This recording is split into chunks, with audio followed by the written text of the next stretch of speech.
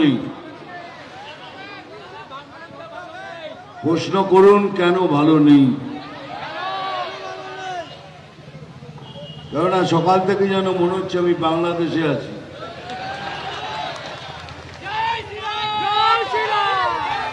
নইলে এরকম কি করে হয় বলুন? ওখানে হারমোনিয়াম ভেঙে দিচ্ছে, এখানে একটা বাচ্চা মেয়েকে গান গাইতে দিচ্ছে না। আগেই বলেনি আমরা মুসলমান বিরুদ্ধ নই, যেভাবে প্রচার করা হয় কে বিজেপি মুসলমানদের বিরুদ্ধে, আমরা বিরুদ্ধে নই।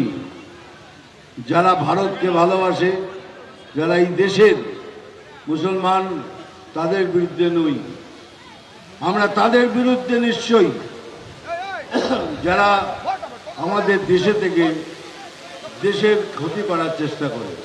আজকে এমন একটা অবস্থা দাঁড়িয়েছে, ভেতরে একটা ভয় ধরে গেছে, হয়তো কালকে এটা বাংলাদেশ হয়ে যাবে।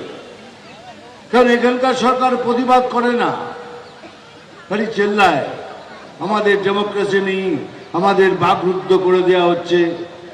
বাকরুদ্ধ আমরা করছি না, আপনারা করছেন। কি করে তাহলে এ বাচ্চা মেয়েটাকে গান গাইতে দিলেন না? এখন সনাতনীরা জেগেছে, আর সনাতনী জাগে মানে এই সরকারের শেষ। এই সরকার এইবারে তার পতন হবে হবে হবে।